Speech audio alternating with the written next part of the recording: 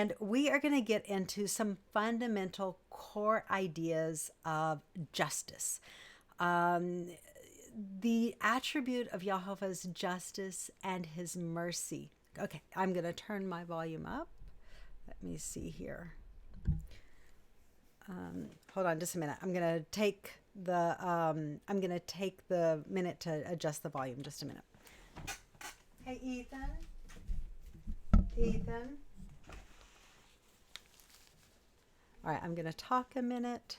Okay. You see, but how is your sound? Let me see. It may be that I need to bring the mic a little bit closer too. That may help as well. Okay. Is the sound any better now?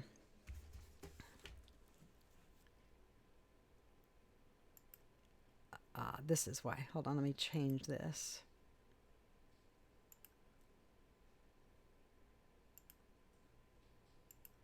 Okay, the sound should be better now. Okay, I think we are ready to rock and roll. All right, give me a thumbs up and I will jump right back in and just pick up right where I left off. And again, I think you guys are running about a minute, maybe a minute and a half behind what I am saying. So I'm just going to wait for a good thumbs up and we will continue. See, I'm not sure. What I am seeing right now is just a blank screen. Okay, there we go. That seemed to have... Okay, now I'm getting some feedback. All right, I'm going to push that over there. Okay, so today's class is going to deal with Yahovah's mercy and his judgment. This is an aspect of Yahovah's character that is very much, it's not very popular today. It is something that we kind of shun because it stirs up ideas that we believe are harsh and judgmental, but I am here to challenge that theory, that ideology, and show you just how merciful and how logical Yahovah is, and how he has told us from the beginning the requirements for us, what he requires for us in our daily lives, what he requires for us as a people in a society.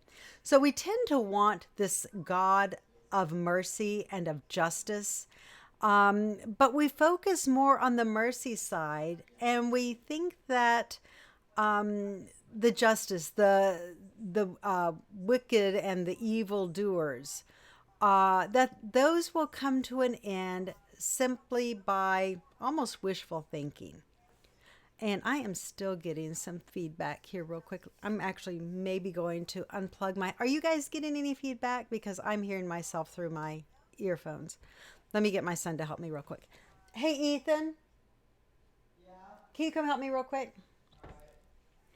So we tend to want a God of mercy in our own lives, but not a God of justice. I'm getting a lot of feedback in my headphones. Is there anything you can do to help that? It's just really, really loud. Do you hear how loud they hear? Like I can... Oh, that's the key. I'm learning. Thank you. I'm learning all my new equipment and how it works. Thank you, hon. So, okay, sounds good. All right. Thank you, Tamla. So with this idea of a God of mercy, we ignore the fact that there is a reality in the world that affects every single one of us. Even Yahovah himself is bound to this reality. And it is how his justice works in the real world, and how when we just focus on mercy, it actually empowers the wicked, and it empowers the wicked to rule over and to dominate us. So what we are going to look at, and I'm going to minimize myself here so we can start the slides. So I'm going to get really, really small here. And let's see, let me make sure that this is still going. Okay. parentheses. Okay. Just making sure that everything is good on my end. If there is any issues with the video, please let me know. So we are not actually going to delve into chapter 17 today. This is a prequel to chapter 17 because we are going to do some background information. I want to make sure you guys are so firmly grounded in this.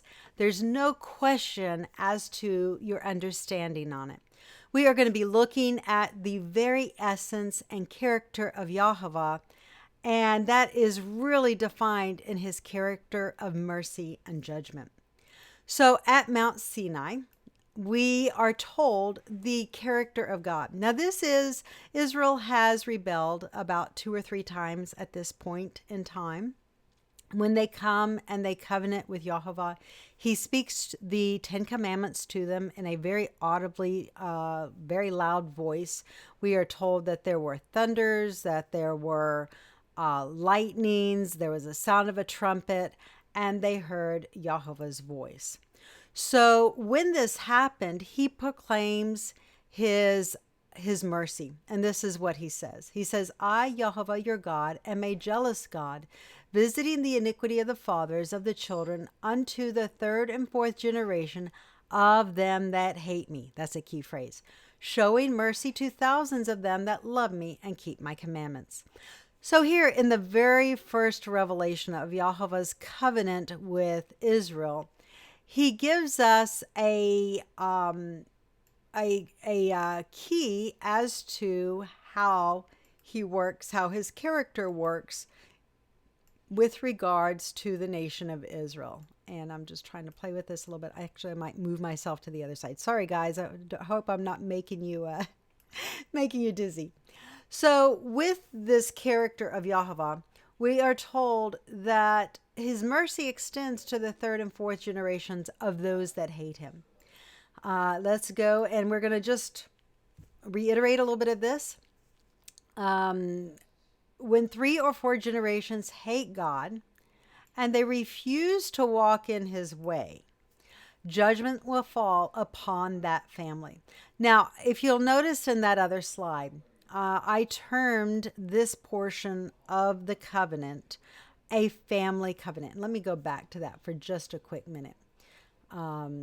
If you look at this aspect of Israel's covenant with YHWH is indeed a family covenant. And this is YHWH's covenant with Israel's families to be merciful with them. So this is a covenant, you could say, within a covenant. It applies to every single family within the entire nation of Israel.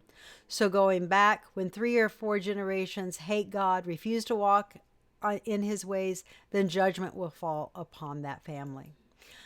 He also tells us that he is a patient God. He's patient because YHWH considers more than one person when he issues judgment upon a family. He will extend mercy beyond one generation. Being God, YHWH considers the overall action and heart of a family over time. So he doesn't just look at you, he actually looks at your forefathers and he looks at your children before he makes a decision with regards to your children's actions. So again, this is the idea of 3 and 4 generations. YHWH does not rush to judgment, but he is patient again for that 3 and 4 generation time limit. Now, YHWH gave this to Israel when, and I seem to have lost control. I'm sorry to be moving things around. I've lost control of, okay, there it goes, of one particular aspect. Okay. Bring myself back a little bit. YHWH gave this to Moses when there was very early in Israel's history. Right after this, Moses goes up to Mount Sinai. He's up in the mountain 40 days and 40 nights. Now, what happens with Israel while Moses is up there? Well, we find out that Israel breaches their covenant with YHWH by worshiping the golden calf. Now, we find that it's interesting because we find that even though at Mount Sinai, Yahweh had revealed his covenant to Israel, Moses didn't really understand that Yahweh was revealing a aspect of his character and the limits of his mercy. So we get to the golden calf, and Yahweh becomes very outraged. Israel has just committed. She's just agreed to obey Yahweh, to walk in his commandments, to worship Yahweh alone. And here she is worshiping a calf that can neither see nor hear. So we're going to get a little bit into this history because it really affects how God reveals the second aspect within his covenant with Israel's families. And this is Yahweh's anger when Israel worshiped the golden calf. And Yahweh said to Moses, "Go, get you down to your people, which you have brought out of the land of Egypt. For they have corrupted themselves. They have turned aside quickly out of the way which I commanded them. They have made a molten calf and have worshipped it and have sacrificed to it and said, These are your gods, O Israel, which have brought you up out of the land of Egypt." And Yahweh said to Moses, "I have seen this people, and behold, it is a stiff-necked people. Now leave me alone, that my wrath may wax hot against them, that I may consume them, and I will make in you a great nation." Now, believe it or not, Yahweh had every right to do this. Israel had already rebelled against Yahweh something like 4 or 5 times by the time they get to Mount Sinai. And Yahweh was full within his rights. But Moses was definitely a guardian to Israel. He pleads on Israel's behalf. He is an advocate for Yahweh's mercy. And this is the ongoing conversation between Yahweh and Moses at this point is absolutely fascinating. And it reveals a lot about Yahweh's mercy. And I'm going to move myself again. Hopefully you guys can read this. It says, and I've titled this particular slide, Yahweh does not want his presence to go with Israel. So this was the judgment that Yahweh gave Israel for worshiping the golden calf. And Yahweh said to Moses, "Depart and go up from here, you and the people which you have brought out of the land of Egypt, unto the land which I swore to Abraham, Isaac, and Jacob, saying, Unto your children will I give it. And I will send an angel before you, and I will drive out the Canaanite, Amorites, the Hittites, the Perizzites, Hivites, and Jebusite, unto a land flowing with milk and honey. For I will not go up in the middle of you, for you are a stiff-necked people, lest I consume you in the way." So Yahweh is telling Moses, he's telling Israel that he's not going to go with them. He's going to send an angel to be his messenger. He's going to send an angel to Israel to lead in his stead. But he is more or less saying, if I stay with you, I don't know that I can put up with your continual disobedience, your continual disregard. I mean, think of this as a kid that even though you've instructed your kid day and night what they should do, they, at a very young age, even though if they've had a good upbringing, they still want to go do drugs. They still want to go out with their friends. There's a lot of different modern day scenarios we could compare this to. And Yahweh says, I don't know if my anger can withstand you guys. Now, in a different lesson, we're going to see that they did indeed find a solution whereby Yahweh's presence could dwell with Israel. And yet at the same time, he did not get angry when Israel violated his covenant. That is a teaching for a different lesson. This particular teaching, we are going to focus specifically on the aspect of Yahweh's mercy and his judgment and how that works. So you find that Moses makes this plea and Yahweh responds to him. So Moses seeks Yahweh's reassurance that that Moses, and hold on, let me try to minimize my face here. I'm just going to kind of get completely out of here because I'm impeding these slides. You find that Moses seeks Jehovah's reassurance that Jehovah's presence in going with Israel. And this is what the text states. And Jehovah spoke to Moses face to face as a man speaks to his friend. And he turned again to the camp, but his servant Joshua, the son of Nun, a young man, departed not out of the tabernacle. And Moses said to Jehovah, see, you tell me, bring up this people, yet you do not let me know by whom you will send with me. You have said, I know you by name, and you have found grace in my sight. Now, if I have found grace before you, I pray, if I have found grace in your sight, show me now your way, that I may know you, and that I may find grace in your sight, and consider that this nation is your people. So again, Moses, even though he is asking for personal reassurance, but he is also asking for reassurance that Jehovah will still be with the nation of Israel, despite the fact that they have broken the covenant in worshiping the golden calf. So here in the next verse, all of this is Exodus 33.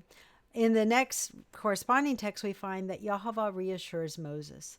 And Jehovah says, my presence will go with you, and I will give you rest. And Moses replied, if your presence does not go with me, then do not carry us up from here. For how shall it be known here that I and your people have found grace in your sight? Is it not in that you go with us? So shall we be separated, and your people from all the people that are upon the face of the earth. And Jehovah said to Moses, yes, I will do this thing also that you have spoken, for you have found grace in my sight, and I do know you by name. And Moses replied, I beseech you, show me your glory.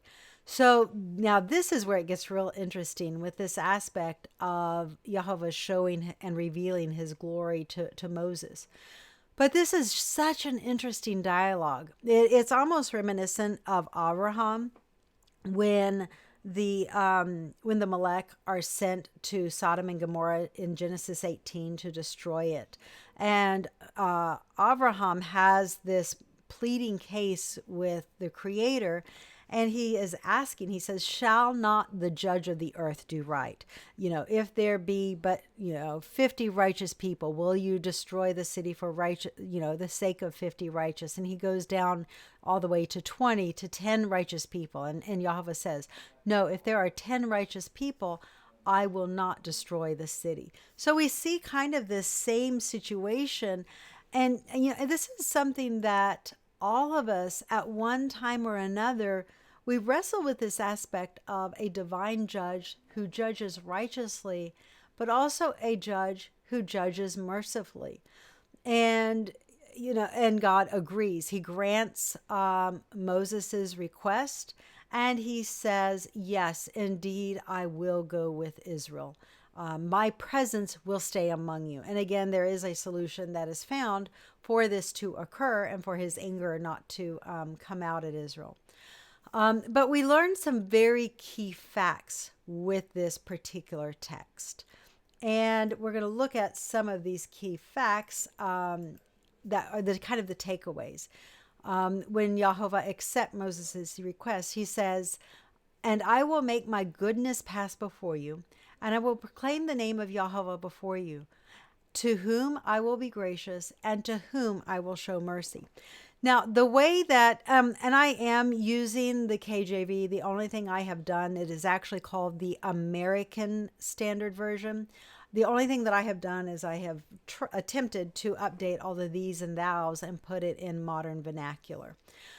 But the way that the KJV particular and a lot of versions are written, you really miss this promise and the way it's translated in a lot of versions. Because what Jehovah is promising to Moses in revealing his glory to him, he is telling Moses that he will show Moses to whom he will be gracious and to whom he will show mercy. So we are given right here at Mount Sinai the parameters for God's graciousness and the parameters for his mercy. So in the subsequent revelation, we are going to find very specific things. And again, guys, I'm sorry, I'm just going to go really, really small so I don't impede this slide. So after Israel's rebellion at the golden calf, Moses wanted to know if God would uphold his covenant. The first thing that we learn is that God had told Moses that he knew Moses by name and that Moses had found grace in his sight. Number two, we also learn how would Moses know that he and Israel had found grace in Jehovah's sight after such a horrific breach of the covenant. And number three, they would discover this. Moses would know that God's presence would still lead them into the promised land. So we find that God's presence continuing to go with them is that grace. It is the promise of the covenant, is that Jehovah himself goes with them. But Moses wants a more relevant sign. He wants something more tangible, and he wants it kind of here and now. So this brings us to point number 4. Moses asks for a sign that God will go with Israel, and specifically, he wants Jehovah to show him his glory. And that is what we're going to come to with Exodus 34 and this second covenanting with Israel, or the second giving of the covenant with Israel. So just a quick summary, we're actually given a glimpse into the very character of Jehovah. So Jehovah told Moses that he will give Moses the parameters for mercy and of judgment. These are the 3 characters of Jehovah's traits. And this is what Jehovah says: I will make all my goodness pass before you. I will proclaim the name of Jehovah before you, and I will proclaim to whom I will be gracious and to whom I will show mercy. And this are Jehovah's words in this second covenant, the Sinai covenant. And what Jehovah does specifically here, and I've highlighted it in red, is that he clarifies the parameters of the covenant. And this is Exodus 34, verses 6 and 7. Jehovah passed before him, referring to Moses, and proclaimed, Jehovah, Jehovah, God merciful and gracious, long-suffering and abundant in goodness and truth, keeping mercy for thousands, forgiving iniquity and transgression of sin, that will by no means clear the guilty, visiting the iniquity of the fathers of the children upon the children's children to the 3rd and 4th generation. Now remember, the Sinai covenant had prefaced that with the 3rd and 4th generation of those that hate me. And we're going to see this interplay as we continue along. But let's look at some of the takeaways of this particular covenant in Exodus 34, this revelation of Jehovah's glory. So this is truly the limits to God's mercy defined. So when God says, I will have mercy upon whom I will have mercy, most people take that out of context as some sort of arbitrary statement, but it is not, because Jehovah has already very clearly defined for us the limits of his mercy. So number 1, we find that Jehovah's mercy that is merciful, and he will forgive all manner of sin. So this is kind of a carte blanche thing. Jehovah says, I will forgive all manner of sin. Now we are told a few exceptions to this. For instance, murder is one exception that Jehovah says that he will not forgive. And there are very specific things that come into play. And this is where later on in chapter 17, we're going to get into the idea and the concept of families and households bearing blood guilt. And this will eventually dovetail into chapter 17. But right now, I really want us to have this really good foundation of the interplay between mercy and justice in the Tanakh, both in the Torah and the Greater Tanakh. So number 2, we find that Jehovah will forgive families for at least the very minimum 1,000 generations. And again, that promise is more towards those that love him and keep his commandments. So if you are a family where you have a history of seeking YHWH, you are a family where you or your children have a love for God, you try to do what's right in his sight, well, mercy will be showed to you and your children for that heart you have had for him. And you see this very much in Abraham's life as well. Number 3, even though God forgives and he shows mercy for a family, he does not clear the guilty. There still remain consequences for the family. This is the aspect of God's character that most of us really struggle with. We'll come back to it in a minute. And then number 4, YHWH will judge a family after 3 or 4 consecutive generations rebel against the covenant.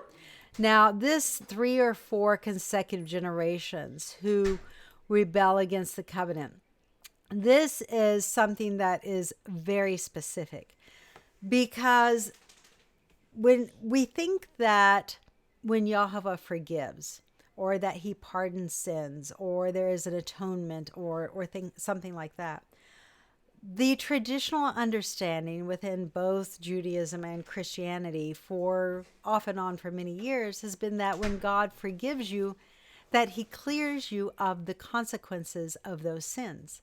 And right here, very plainly, he says, even though I forgive, I do not clear the guilty. And we're going to see this many times in Israel's history as we go through this over the next 3 weeks. David is one example of this, but we're going to see this also today. The other idea is that if God does not remove the consequence of our sins, then what is it that he forgives?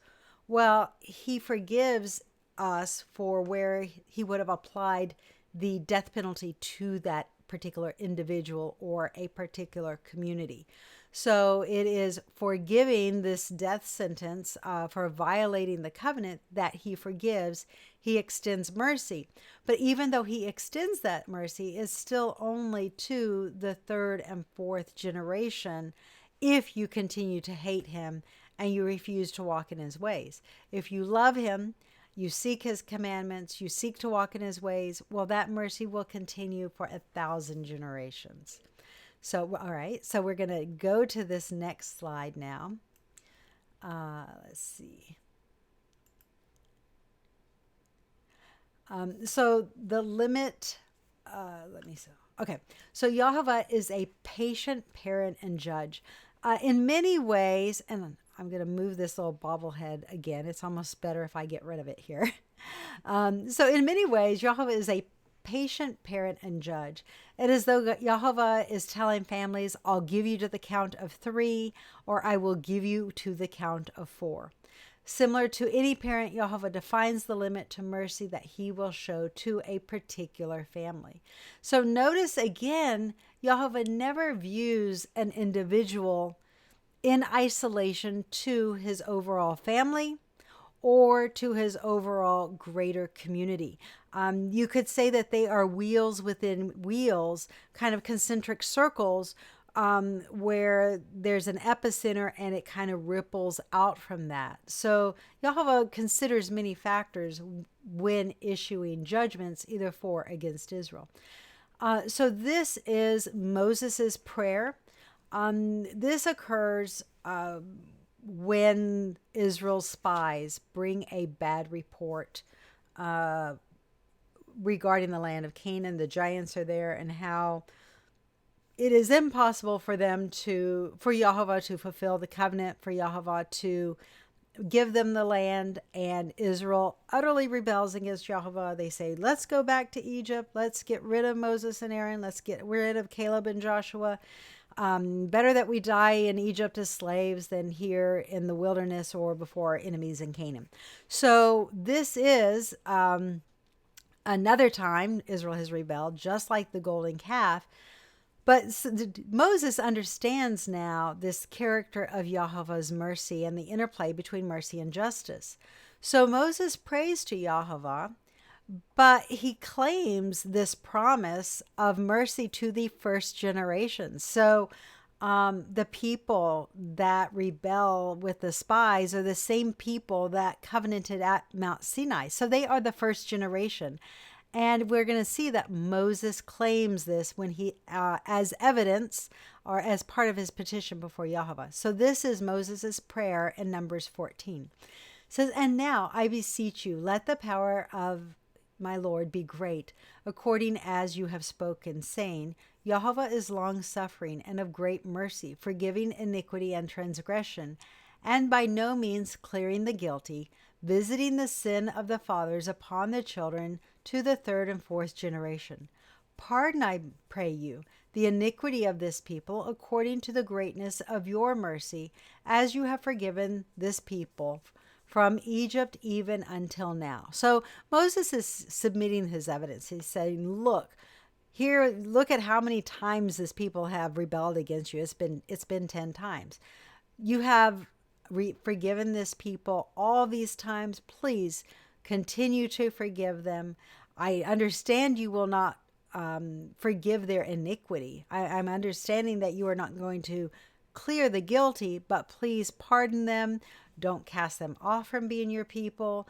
Continue to make a great nation of them. And also continue to show mercy and do not destroy them. So all of these things are things that Moses is pleading, and we find that Yahweh acknowledges this. So Moses claims Yahweh's promise of the first generation to those that love Yahweh and keep his commandments, although it could be argued that Israel may not be the prime example of those who are demonstrating love of keeping Yahweh's commandments. So Yahweh answers Moses, and when he answers them, he forgives Israel. But again, he does not forgive he pardons their iniquity, but there are still consequences. He does not clear the guilty. And this example of the spies really shows, I think it's a great example of showing how pardoning of sin, mercy, but yet not clearing the guilty, how it all interplays between each other. And Yahweh said, "I have pardoned according to your word or your request. But as truly as I live, all the earth shall be filled with the glory of Yahweh, because all those men which I have seen my glory and my miracles which I did in Egypt and the miracle and in the wilderness, and have tempted me now these 10 times, and have not listened to my voice. Surely they shall not see the land which I swore to their fathers, neither shall any of them that provoke me see it." So here we have mercy. Yahweh's mercy is that he has pardoned Israel's sin. He is not going to kill all these people that have rebelled against him and who have rebelled against Moses and Aaron. That is Yahweh's mercy. But he is not going to clear the guilty. There is still a consequence. The consequence is that these people are not going to enjoy his blessing and his promise of entering Canaan. They are going to die in the wilderness after they spend 40 years wandering around. Yahweh also presents as a rebuttal to Moses and the many times that Yahweh has continually forgiven Israel's sins. Yahweh says, okay, it's been 10 times that I have forgiven them. There has to be a consequence. Look, these people have seen all the miracles I did in Egypt. They have seen all the plagues that I wrought for their deliverance. They've seen the water open. They went through on dry land. I have provided food. I provided manna. They have every reason, every fact, everything that Yahweh could possibly give them as reasons to believe, as reasons to trust, but yet their heart is still very wayward. They are still a stiff-necked people, and they continue to rebel these 10 times. So at this point, there is a consequence, and Yahweh does not clear a guilty generation or guilty houses. Now we're going to go to the Moab Covenant. And this is a covenant that is made 40 years after Israel was in the wilderness. This is, in many ways, Moses' last will and testament. It is Yahweh's recovenanting recovenanting with a new generation, with a generation who has succeeded their forefathers in inheriting the promises as well as the stipulations of the covenant. So Yahweh reaffirms the family covenant with Israel's descendants. And this is what Yahweh says. He says, I, Yahweh, your God, am a jealous God. Now, he is reiterating what he originally stated in Exodus 20. I am a jealous God, visiting the iniquity of the fathers on the children to the third and fourth generations of them that hate me. A very important statement.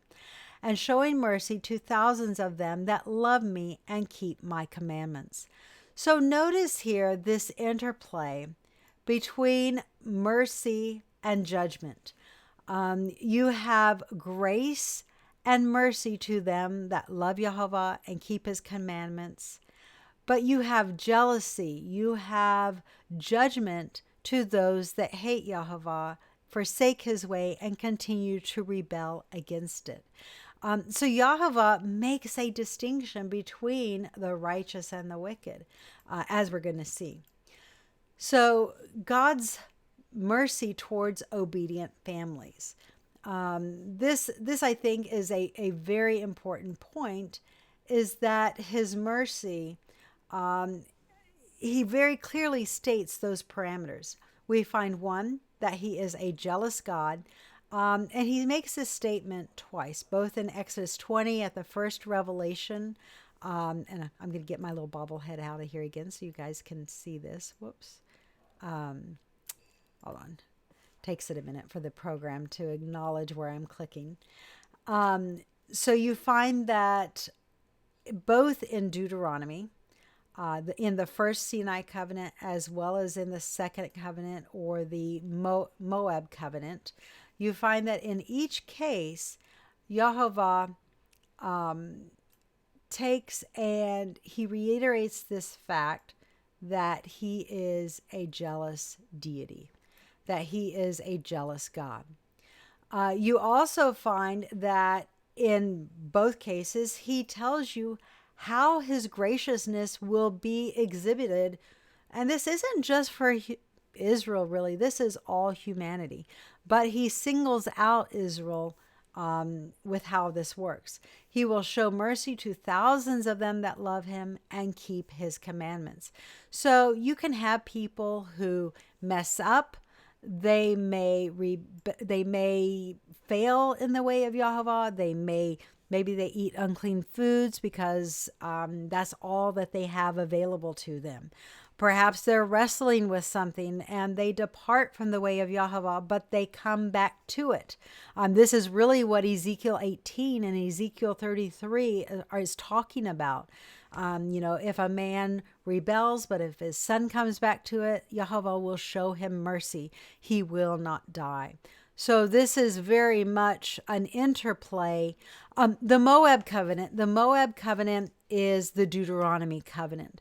So in my book, Yahweh Exists, in chapter 3, I term the covenants based on the location of where they were given. So we have the Sinai covenant, which is the first covenant, and then we have the Deuteronomy covenant or the Moab covenant because of the location that Yahweh makes the Moab covenant with Israel on the plains of Moab right before they cross the Jordan to enter the promised land.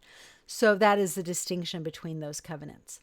So we find that these are the parameters for Yahweh's graciousness. These are the parameters for his long suffering, for his kindness, his hesed, his mercy, his truth.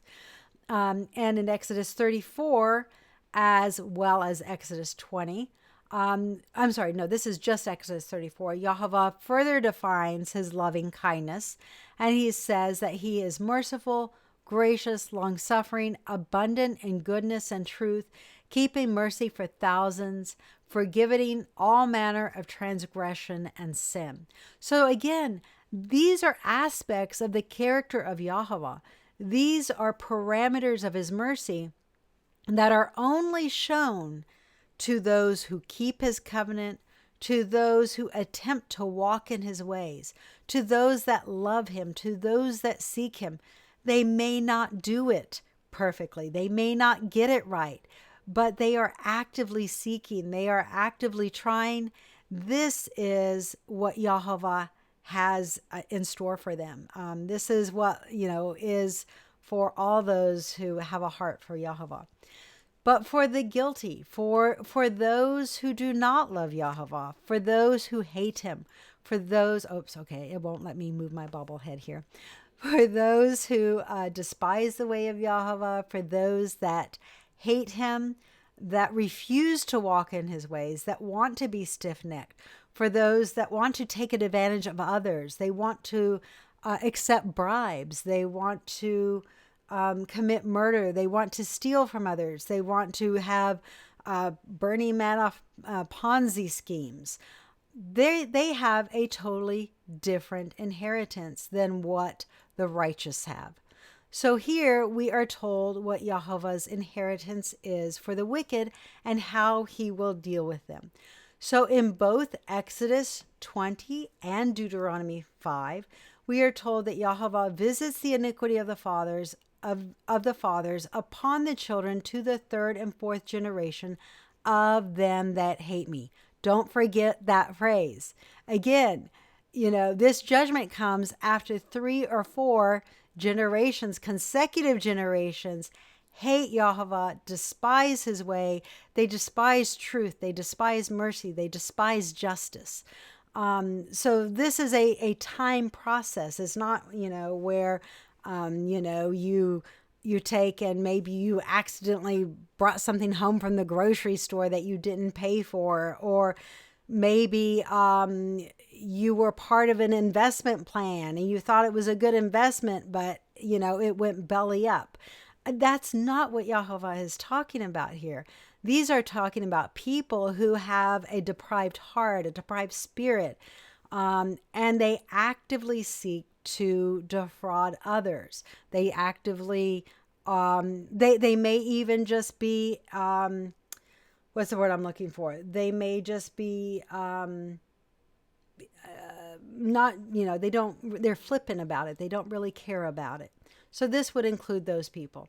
So Exodus 34 gives a little bit more detail to this. This is going to be the second quote here on our slide, where YHWH states, I will by no means clear the guilty, visiting the iniquity of the fathers upon the children and upon the children's children to the third and fourth generation. Now again, this preface is of those that hate me. And then finally we have Moses's prayer, where he acknowledges this, and as part of his prayer, he claims YHWH's promise, and he says that YHWH will by no means clear the guilty, visiting the iniquity of the fathers upon the children to the third and fourth generation. So the takeaway from this today is, this is what I hope that you will remember, and you will come away from this class with. And that YHWH mercifully distinguishes between the righteous and the wicked. And it isn't just the individual, it's really more the family. YHWH places a distinction between righteous and wicked families. Over the next 3 classes, we will see how and why this played out in Israel's history and how it continues to play out today. We will also examine the remedy for pining away in the sins of our forefathers. So you may remember, and I'm going to, take over the screen now.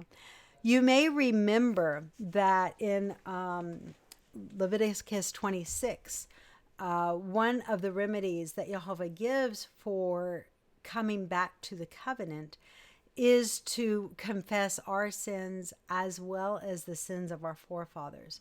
Over and over again, Scripture talks about pining away in your sins and pining away in the sins of your forefathers.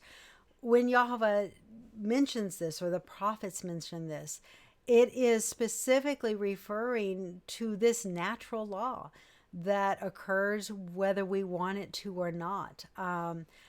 you cannot separate the child from the parent. The child is so many times defined by how that parent has treated the child. If it's been an abusive parent, the child all too often continues that pattern and that cycle of abuse until he actively seeks, he actively tries to break that cycle, and he makes conscious choices and decisions.